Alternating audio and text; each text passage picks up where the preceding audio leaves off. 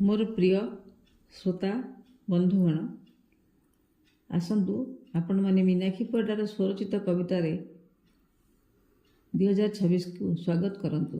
कवितार शीर्षक शुभरे शुभ 2026। जन्मर अवधि पूर्वर आसीथिला स्वाधीनता, मिलिथिला सतेकी सरगर शशी, से अमूल्य निधि ए अनुभव थिला बाल्यकाल किशोर अवस्था से पुलक से उन्मादना उच्छन्न करुथिला सेबे मन और प्राण को। एबे किंतु कौन लगुछि जानुछंती?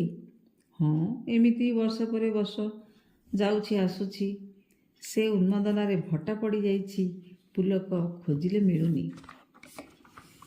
हे बरपुत्र माने कृतांजलि पुटे तुमरी दायत माने करंती विनती, ढालंतु आशीष समय जाइनि बीती, फेरी आस पूर्व परी से शांति और मैत्री।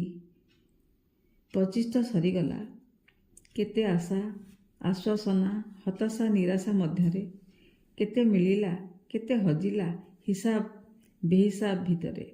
हे 26 आस तुमको स्वागत करुछु पूर्ण प्राणरे।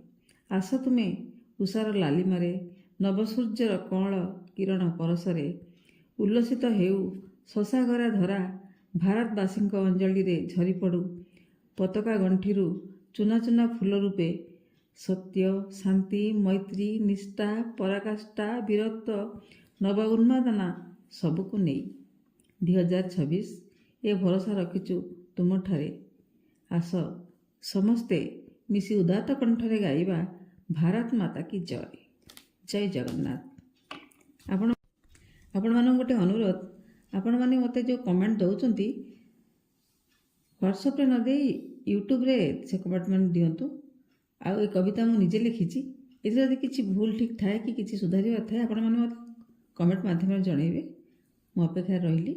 नमस्कार।